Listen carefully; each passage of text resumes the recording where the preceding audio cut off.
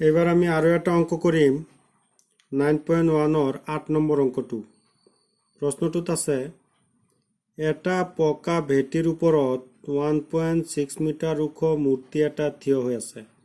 এটা ভেটিৰ ওপৰত 1.6 মিটাৰ ওখ মূৰ্তি এটা থিয় হৈ আছে।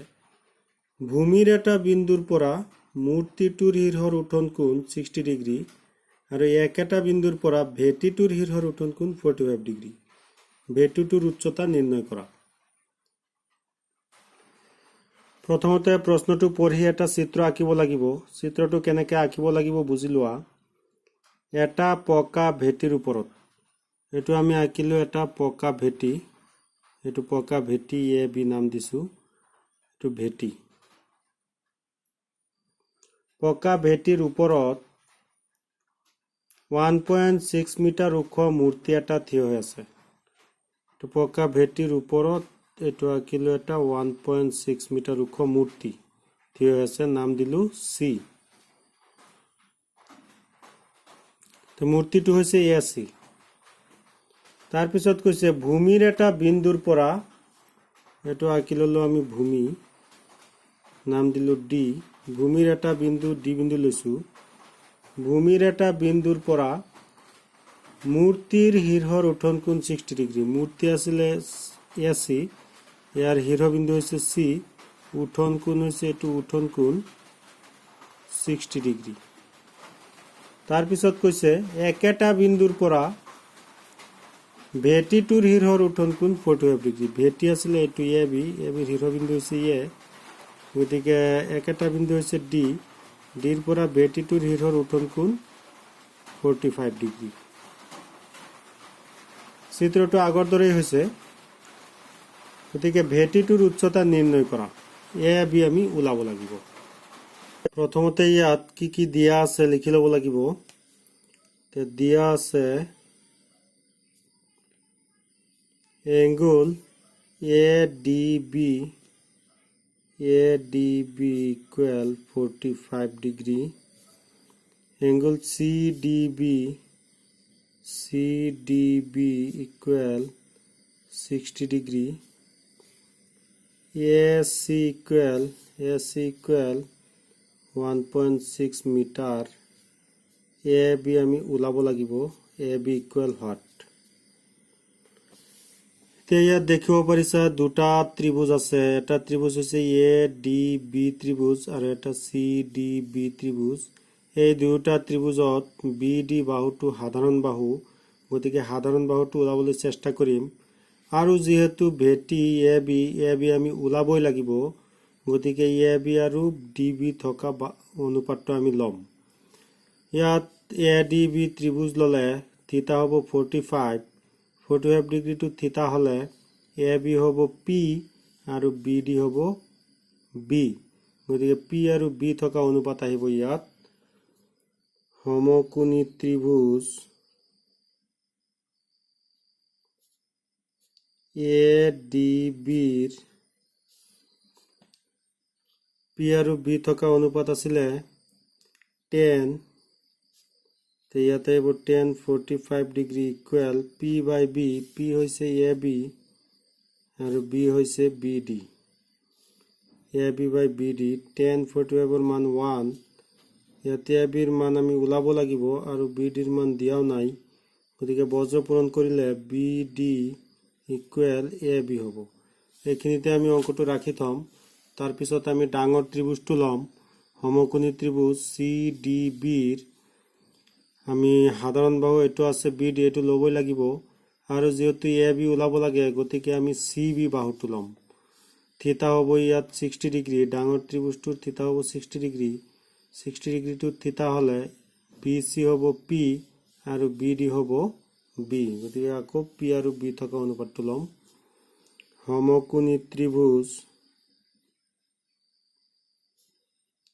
CDB ৰ 10 60 degree equal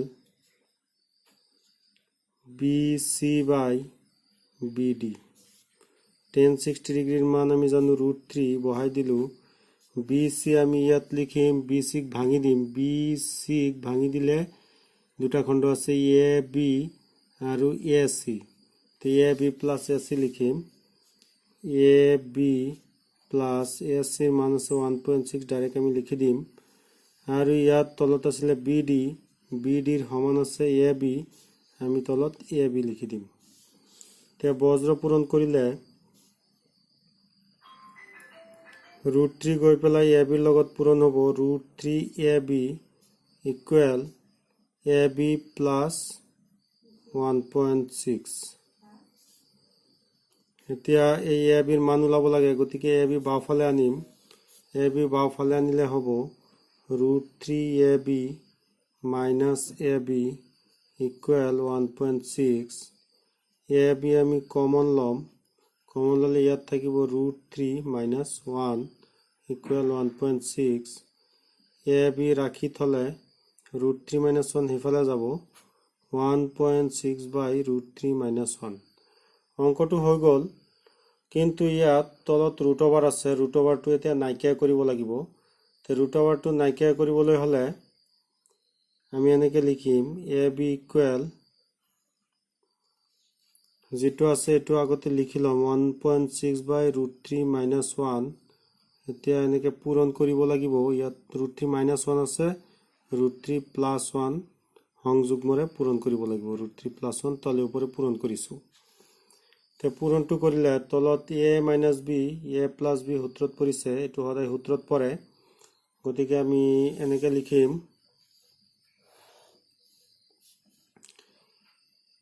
A B equal 1.6 √3 plus 1 তলত হ'ব √3 স্কুৱেৰ মাইনাছ 1 স্কুৱেৰ।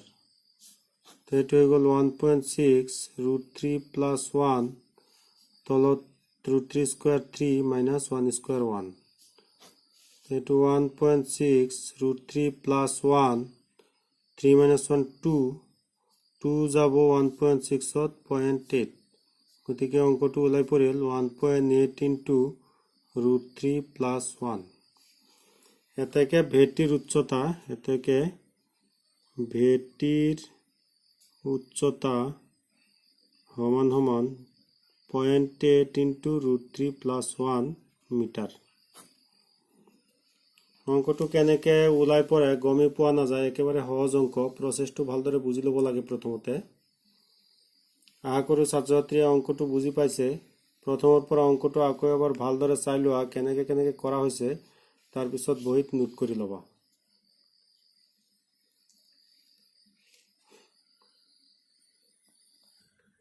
সময় অতিবাহিত নকৰি এই ভিডিঅ'টোত আৰু এটা অংক কৰিম, 9.1ৰ 9 নম্বৰ অংকটো। প্ৰশ্নটো বুজি লোৱা। এটা স্তম্ভৰ পাদবিন্দুৰ পৰা এটা অট্টালিকাৰ শীৰ্ষৰ উঠন কোণ 30 ডিগ্ৰী আৰু অট্টালিকাটোৰ পাদবিন্দুৰ পৰা স্তম্ভটোৰ শীৰ্ষৰ উঠন কোণ 60 ডিগ্ৰী। স্তম্ভটো 50 মিটাৰ ওখ হ'লে অট্টালিকাটোৰ উচ্চতা নিৰ্ণয় কৰা। প্ৰথমতে এটা স্তম্ভ ল'ব লাগিব। স্তম্ভটোৰ পাদবিন্দুৰ পৰা এটা অট্টালিকাৰ শীৰ্ষৰ উঠন কোণ 30 ডিগ্ৰী ল'ব লাগিব। অট্টালিকাটো এতিয়া স্তম্ভৰ ওপৰত বুলি কোৱা নাই, বা অট্টালিকাটোৰ ওপৰত স্তম্ভ আছে বুলি কোৱা নাই। তো স্তম্ভ আৰু অট্টালিকা বেলেগে বেলেগে আঁকিব লাগিব। তাৰপিছত স্তম্ভৰ পাদবিন্দুৰ পৰা অট্টালিকাৰ শীৰ্ষৰ উঠন কোণ 30 ডিগ্ৰী আৰু অট্টালিকাটোৰ পাদবিন্দুৰ পৰা স্তম্ভটোৰ শীৰ্ষৰ উঠন কোণ 60 ডিগ্ৰী। স্তম্ভটো 50 মিটাৰ ওখ হ'লে অট্টালিকাটোৰ উচ্চতা নিৰ্ণয় কৰা। প্ৰথমতে চিত্ৰটো এটা আঁকিব লাগিবই। তো প্ৰশ্নটোত মন কৰা কেনেকৈ চিত্ৰটো আঁকিব লাগে। প্ৰশ্নটোত আছে এটা স্তম্ভৰ পাদবিন্দুৰ পৰা। তো স্তম্ভ এটা আঁকি ল'লোঁ আমি ইয়াত। এইটো এটা স্তম্ভ আঁকিলোঁ এ বি, ইয়াৰ পাদবিন্দু হৈছে এ বিন্দু। এটা স্তম্ভৰ পাদবিন্দুৰ পৰা এটা অট্টালিকাৰ শীৰ্ষৰ উঠন কোণ 30 ডিগ্ৰী। এইটো এটা অট্টালিকা আঁকিলোঁ ইয়াত। অট্টালিকাটোৰ নাম দিলোঁ CD। স্তম্ভৰ পাদবিন্দু এৰ পৰা অট্টালিকাটোৰ শীৰ্ষৰ উঠন কোণ 30 ডিগ্ৰী। অট্টালিকাৰ শীৰ্ষ হৈছে D। এইটো আছিলে স্তম্ভ আৰু এইটো আছিলে অট্টালিকা। গতিকে এই স্তম্ভৰ পাদবিন্দুৰ পৰা অট্টালিকাৰ শীৰ্ষৰ উঠন কোণ 30 ডিগ্ৰী 30 ডিগ্ৰী এতিয়া ইয়াত নহব 30 ডিগ্ৰী সদায় ভূমিৰ লগত হ'ব উঠন কোণটো সদায় ভূমিৰ লগত হ'ব এটো 30 ডিগ্ৰী তাৰ পিছত কৈছে অট্টালিকাটোৰ পাদবিন্দুৰ পৰা অট্টালিকাৰ পাদবিন্দু হৈছে সি স্তম্ভটোৰ শিৰৰ উঠন কোণ 60 ডিগ্ৰী স্তম্ভৰ শিৰ হৈছে বি গতিকে সিৰ পৰা বি লৈ আচৰাল টানিলে উঠন কোণ হ'ব এইটো হৈছে 60 ডিগ্ৰী যদি স্তম্ভটো 50 মিটাৰ ওখ স্তম্ভ আছিল এটো এ বি 50 মিটাৰ ওখ অট্টালিকাটোৰ উচ্চতা নিৰ্ণয় কৰা সি ডি আমি উলাব লাগিব দিয়া আছে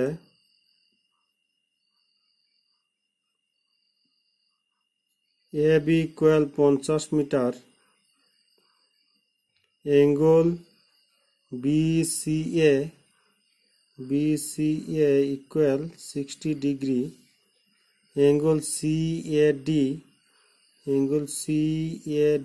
ইকুয়াল 30 ডিগ্রি CD ইকুয়াল হাট ইয়াত দুটা ত্রিভুজ আছে ABC ত্রিভুজ ABC ত্রিভুজত AC বাহুটো আছে আকৌ ADC ত্রিভুজটো ললেও AC বাহুটো আছে গতিকে AC বাহু ইয়াত সাধাৰণ বাহু তে সাধাৰণ বাহুটো ওলাবলৈ প্ৰথমতে চেষ্টা কৰিম প্ৰথমতে আমি ত্ৰিভুজ লম সমকোণী ত্ৰিভুজ ABC ৰ সমকোণী ত্ৰিভুজ ABC ৰ ইয়াত ABC ত্ৰিভুজটো ললে ভালদৰে মনোযোগ দিবা ABC ত্ৰিভুজটো ললে ইয়াত থিতা হ'ব 60 ডিগ্ৰী 30 ডিগ্ৰীটো নহয় 60 ডিগ্ৰীটো হ'ব থিতা 60 ডিগ্ৰীটো যদি থিতা হয় তেতিয়াহলে AB হ'ব P আৰু AC হ'ব B গতিকে P আৰু B থকা অনুপাতটো আমি লম tan 60 degree equal AB by AC tan 60 ৰ মানটো বহাই দিম √3 ইকুয়াল AB দিয়া আছে 50 টু AC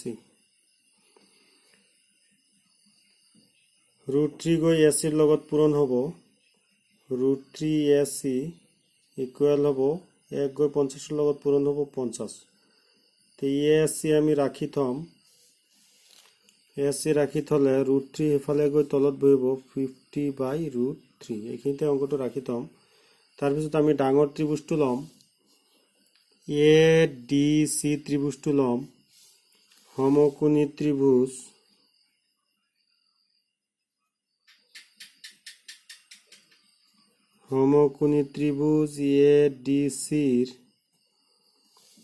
ADC ৰ AC আমি জানো AC আমি উলাই থৈছো এটো AC উলাই থৈছো 50 বাই √3 গতিকে AC টো লম আৰু CD উলাব লাগেই গতিকে CD লম AC আৰু CD লম এতিয়া কথা হল থিতা হ'ব কোনটো থিতা হ'ব ত্রিভুজ ADC ত্রিভুজটো ললে থিতা হ'ব 30 ডিগ্ৰী তেতিয়া হলে CD হ'ব P যেটো উলাব লাগে আৰু AC হ'ব B আকৌ আমি P আৰু B থকা অনুপাতটো লম tan 30 লম সমকোণী ত্ৰিভুজ ADC ৰ tan 30 degree equal P by B P হৈছে ইয়াত CD B আছে AC tan 30 ৰ মান বহাই দিছো 1 by √3 ইকুয়াল CD আমি উলাব লাগে ঠিকই ৰাখিছো AC ৰ মান বহাই দিম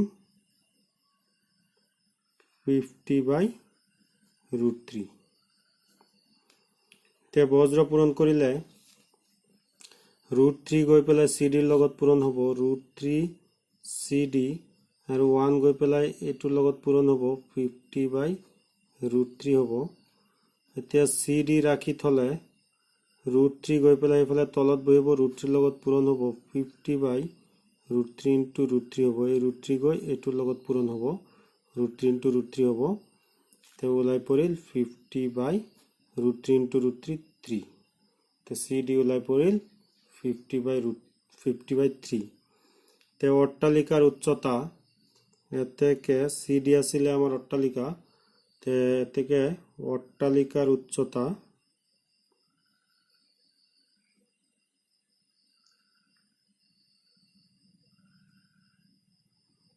50/3 মিটাৰ।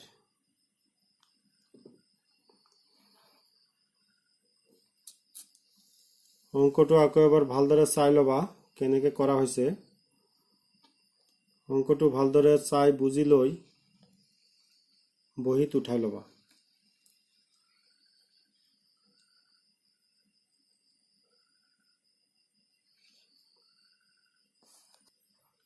এইবাৰ আমি আৰু এটা ইম্পৰ্টেণ্ট অঙ্কৰ সমাধান কৰিম 9.1-ৰ 10 number অঙ্কটো।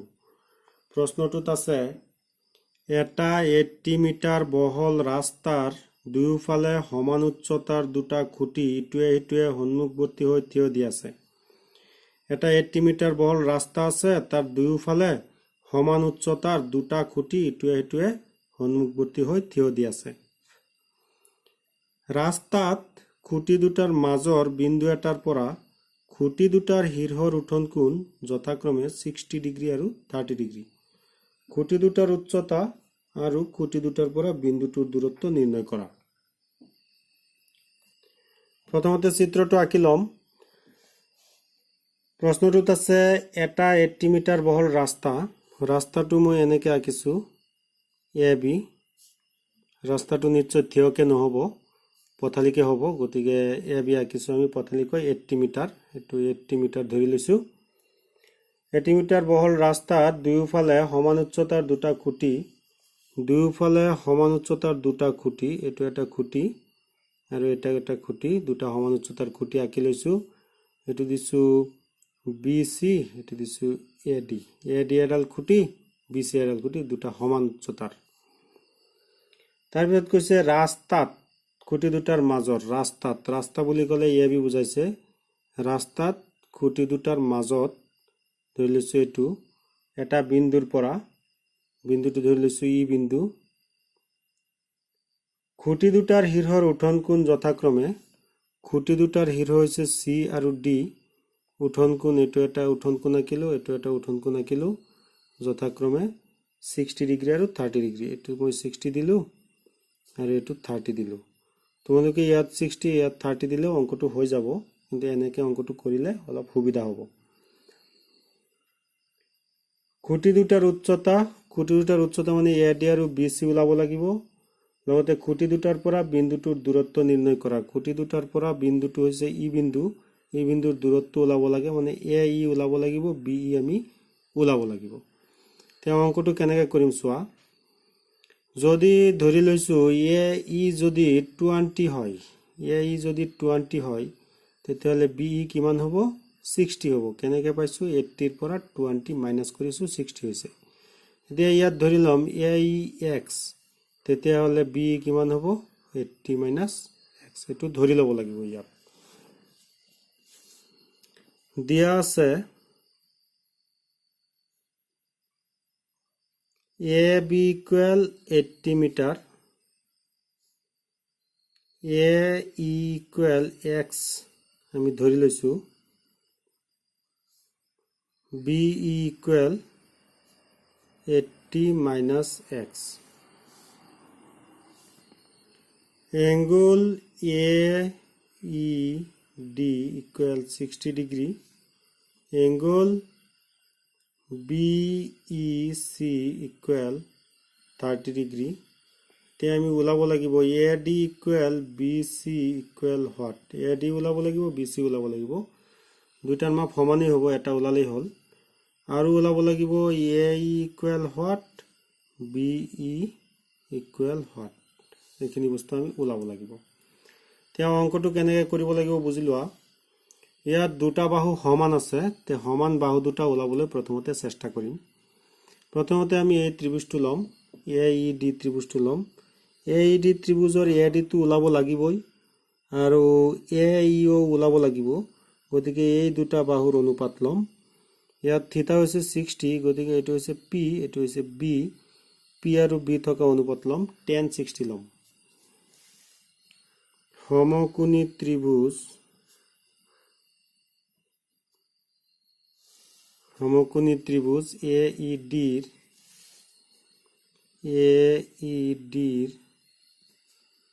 tan 60 degree equal tan 60 degree equal AD by AE.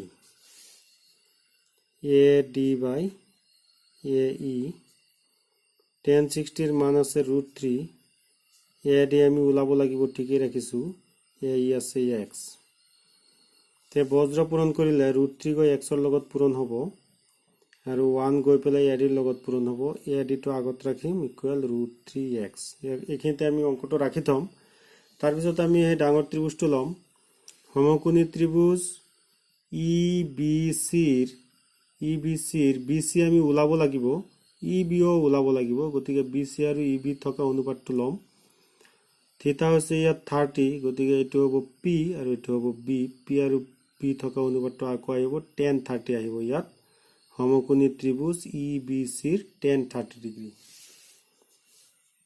সমকোণী ত্রিভুজ EBC র tan 30 degree equal BC by BE. BC by BE equal tan 30 হচ্ছে 1 by √3 equal BC আমি ওলাব লাগিব. BC ঠিকই রাখিম. BE আছে 80 minus x. বজ্র পূরণ করলে √3 গৈ BC ৰ লগত পূৰণ হব. √3 BC equal 1 গৈ এটোৰ লগত পূরণ হব 80 minus x. BC রাখি থম. √3 এফালে পঠাই দিলে BC equal 80 minus x by √3. এতিয়া এটো হৈছে AD, এটো হৈছে BC. যেহেতু AD আৰু BC সমান, AD আৰু BC সমান, গতিকে ইয়াত আমি লিখিম যেহেতু AD equal BC. AD ৰ মান আছিলে √3x, ইয়াত বহাই দিছো √3x equal BC ৰ মান আছে, BC ৰ মান এটো আছিলে 80 minus x by √3, ইয়াত বহাই দিছো 80 minus x by √3. এই √3 আহি এফালে পূরণ হব, √3 পূরণ হব. √3 into √3x equal 80 minus x. √3 পূরণ হৈ 3x হল 80 minus x. সেই x আমি এফালে আনিম 4x হব equal 80. x রাখি থলে 80 ৰ তলত 4 যাব equal 20. x ৰ মান পালো 20. এতেকে AD আছিলে √3x. ইয়াত লিখিম এতেকে AD equal √3x মানে √3 into 20 মানে 20 √3. আৰু AE ওলাব লাগে. AE আছিলে x. এতেকে AE equal x সমান সমান 20. BE ওলাব লাগে. B আছিলে 80 minus x. ইয়াত লিখিম BE equal 80 minus x equal 80 minus 20 equal 60. এতেকে আমি লিখিব পাৰিম এতেকে খুঁটি দুটাৰ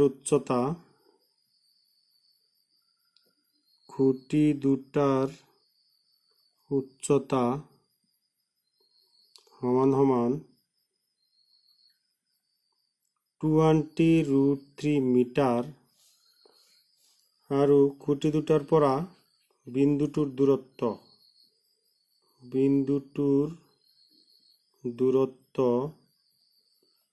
20 মিটাৰ, 60 মিটাৰ. AE 20, BE 60, গতিকে 20 মিটাৰ আৰু 60 মিটাৰ. আশা কৰো ছাত্ৰছাত্ৰীয়ে অঙ্কটো ভালদৰে বুজি পাইছে. যদি অঙ্কটো বুজি পোৱা নাই আকৌ এবাৰ ভালদৰে চাই লোৱা কেনেকৈ কৰা হৈছে অঙ্কটো ভালদৰে বুজি লৈ বহীত নোট কৰি লবা.